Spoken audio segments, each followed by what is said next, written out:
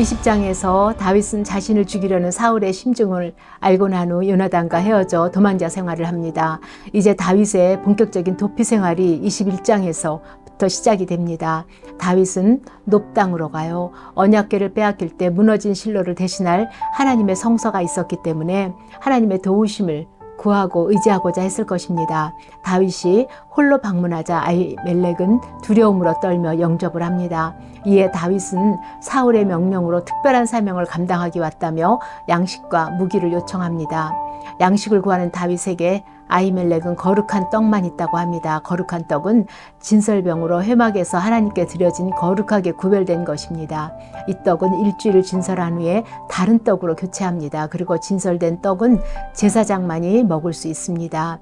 다윗은 진설병을 먹고 골리앗을 죽였던 칼도 얻게 됩니다. 이 칼은 하나님이 다윗과 함께 하심으로 승리하였던 거룩한 칼입니다. 이 칼이 지금 다윗의 손에 쥐어졌습니다. 다윗은 그 칼을 잡고 있으면서 자신과 함께 하셨던 하나님을 기억할 수 있었을 것입니다. 그러나 다윗은 지금 그 하나님을 놓치고 있습니다. 두려움에 잡혀 있습니다. 그래서 거짓말을 하며 아히멜렉의 도움을 구하는 것입니다. 다윗은 지금 사망의 음침한 골짜기 가운데 있습니다. 다윗은 이스라엘 땅 어디에도 숨을 곳이 없어 이스라엘에 가장 가까운 접경인 가드 땅으로 도망을 갑니다. 골리앗이 바로 가드 사람이었지요. 얼마나 다윗이 급했는지 알 수 있습니다. 그곳에서 다윗은 이스라엘 백성들이 자신에게 하던 말을 다시 듣습니다. 11절에 그 땅의 왕 다윗이 아니니까 무리가 춤추며 이 사람의 일을 노래하여 이르되 사울이 죽인 자는 천천히요 다윗이 죽인 자는 만만히로다 하지 아니하였나이까. 아기스 왕의 신하들이 하는 이 말을 듣고 다윗은 더욱 두려워하게 됩니다. 12절을 보면 다윗의 두려움이 잘 나타나 있는데요. 다윗이 이 말을 그의 마음에 두고 가드왕 아기스를 심히 두려워하여 그들 앞에서 그의 행동을 변하여 미친 채 하고 대문짝에 그적거리며 침을 수염에 흘렸다고 했습니다. 다윗은 살기 위해서 지금 미친 척을 하고 있어요. 다윗은 백성들이 불렀던 이 노래로 인하여 도망자가 되었지요. 도망자가 되로 다시 이 노래로 가드왕을 심히 두려워하여 침을 흘리며 미친 척을 하고 있는 것입니다. 다윗이 왜 이렇게 되었을까요? 하나님은 이스라엘이 하나님 나라로 세워지기를 원하십니다. 다윗이 하나님만 의지하고 신뢰하는 왕이 되기를 원하십니다. 그래서 하나님은 어떤 위기 가운데서도 다윗이 하나님만 붙잡는 훈련을 하고 계시는 것입니다. 그런데 지금 다윗은 이 고난의 바닥에서 하나님을 붙잡지 못하고 놓치고 말았습니다. 하나님을 놓치자 다윗은 사람을 두려워합니다. 사울을 피해 도망다니고 아기스가 두려워 미친 척하고 있습니다. 다윗이 사람을 두려워하자 인생의 가장 밑바닥까지 떨어지는 것입니다. 미친 척하던 다윗은 가드왕에 의하여 쫓겨나 다시 아둘람 동굴로 도망을 합니다. 그곳에 사람들이 몰려옵니다. 환난당한 자, 빚진 자, 마음이 원통한 자들이 다 그에게로 몰려왔습니다. 다윗은 환난당하고 빚진 그들을 다 위로하고 이해할 수 있습니다. 이렇게 모인 자들이 아둘람 동굴의 400인입니다. 다시 다윗은 그곳에서 모압 땅인 미스베로 갑니다. 3절에 보니까 다윗이 거기서 모압 미스베로 가서 모압 왕에게 이르되 하나님이 나를 위하여 어떻게 하실지를 내가 알기까지 나의 부모와 내가 당신들과 함께 있기를 원하나이다. 다윗은 사울에게 쫓기고 있지만 자신을 향한 하나님의 뜻을 알 때까지 모압 땅에 있겠다고 합니다. 거기에서 다윗은 그동안 도망을 하며 했던 자신의 생각과 계획, 방법들을 다 내려놓습니다. 그리고 온전히 하나님의 뜻을 따르겠다는 결단을 합니다. 이때 갓 선지자가 다윗에게 다시 유다 땅으로 돌아갈 것을 권합니다.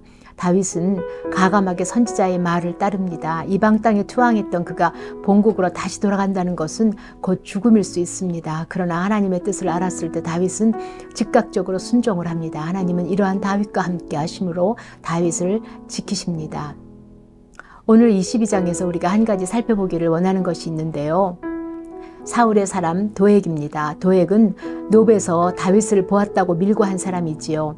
그로 인해 사울은 아히멜렉과 그 집안의 모든 제사장 85명을 죽입니다. 이 사건은 권력에 사로잡힌 사울과 출세를 위한 도액이 저지른 것 같지만 한 집안을 향한 하나님의 심판이 이루어지는 것을 알 수 있습니다.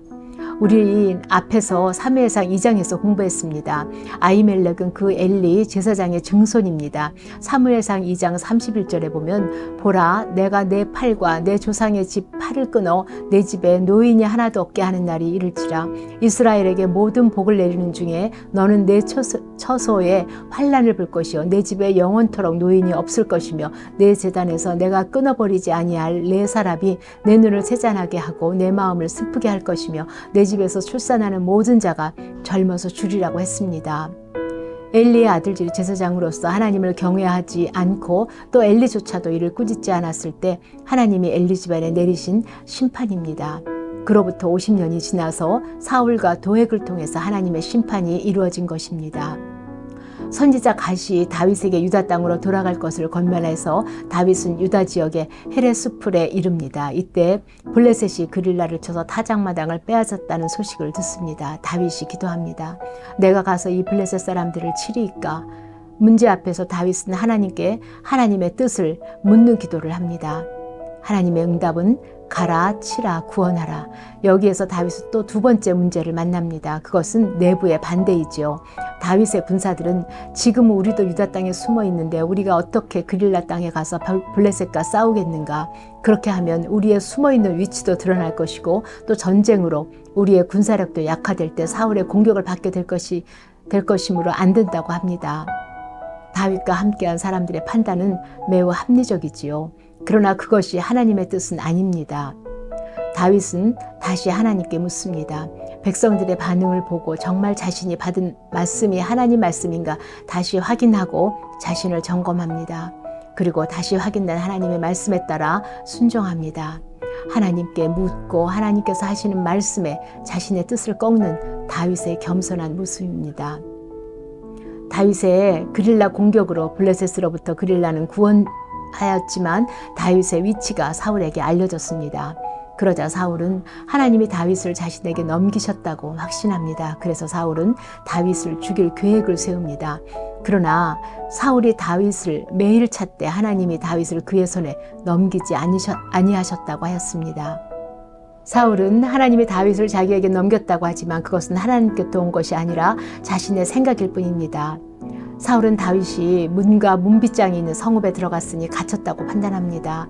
사울은 자신의 눈에 보이는 것을 근거로 판단하고 하나님의 뜻을 찾지 않습니다. 눈에 보이는 대로 판단하는 사울과 하나님의 뜻을 찾는 다윗의 모습이 대조를 이룹니다. 여기서 우리는 상황에 따라 판단하지 않고 다윗처럼 하나님께 묻고 또다시 묻는 자세를 배워야 할 것입니다. 다윗이 블레셋을 쳤을 때 사울이 군사를 모아 그릴라로 내려온다는 말을 들었습니다.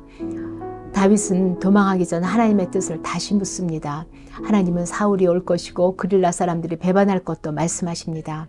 그러나 다윗은 그릴라를 구원하였기에 그들이 자신들을 도울 것이라는 자신의 판단을 의뢰하지 않습니다. 다윗은 절대적으로 하나님만을 신뢰하며 그 뜻을 묻고 있습니다. 하나님께 불평하지도 않습니다. 다만 인도하실 하나님을 바라보며 주시는 응답을 신뢰합니다. 이것이 다윗이 하나님만 의뢰하고 하나님만 신뢰하는 삶의 자세입니다. 하나님의 뜻을 따라 살고자 하는 다윗에게 시험이 옵니다. 다윗은 엔게디 항무지 굴에 숨어 있습니다. 다윗이 숨어 있는 굴로 사울이 들어왔습니다. 그리고 굴로 들어온 사울이 용변을 봅니다. 사울을 죽일 수 있는 절호의 기회이지요. 다윗의 사람들은 흥분합니다. 하나님이 주신 때라고 사울을 죽이고자 합니다. 그러나 다윗은 하나님이 기름 부은 자를 죽일 수 없다고 합니다. 하나님께서 기름 부은 자는 하나님이 친히 하실 것이라 믿기 때문입니다. 다윗의 부하들은 사울처럼 눈에 보이는 모습을 보며 하나님의 뜻이라고 말하고 있지요. 그러나 다윗은 하나님의 주권을 인정합니다. 원수 갚는 것이 하나님 손에 있기 때문입니다. 다윗은 24장 12절에서 이렇게 말합니다. 여호와께서 나와 왕 사이를 판단하사 여호와께서 나를 위하여 왕에게 보복하려니와 내 손으로는 왕을 해하지 않겠나이다. 다윗은 사울의 옷자락만을 베어내고 그것조차도 마음에 찔려합니다. 다윗은 자신의 목적을 따라 행하지 않고 하나님의 뜻을 따라 자신의 뜻을 꺾는 참 믿음의 사람입니다. 참 믿음은 하나님의 주권을 인정하며 하나님이 일하시는 것을 기다리는 것입니다. 다윗은 도망자로 블레셋 가드로 피하면서 자신의 연약함을 배우게 됩니다. 골리앗을 무너뜨린 다윗이 바로 그 가드에서 하나님만을 의뢰해야 하는 연약한 인생임을 배우게 되었습니다. 그리고 하나님은 아둘람 동굴의 400인으로 다윗의 왕국이 시작되게 하셨습니다. 연약하고 부족한 사람들이 하나님의 은혜로 승리하여 하나님이 기뻐하시는 다윗의 왕국을 건설하게 하셨습니다. 이것이 오늘날 교회를 통하여 하나님이 만들어가고자 하는 하나님 나라의 모습이라고 생각합니다. 연약한 인생이지만 하나님 나라를 이루어가는 우리 모두가 되기를 기도합니다. 함께 기도하시겠습니다. 참 좋으신 하나님 아버지, 연약하고 부족한 자들을 통해서 하나님 나라를 이루어 가심을 참으로 감사합니다. 우리 아름다운 믿음의 공동체가 아둘람 동굴 400인처럼 연약하고 부족하지만 은혜로 싸우는 믿음의 군사들이 다 되도록 하나님 붙잡아 주시기를 간절히 원합니다.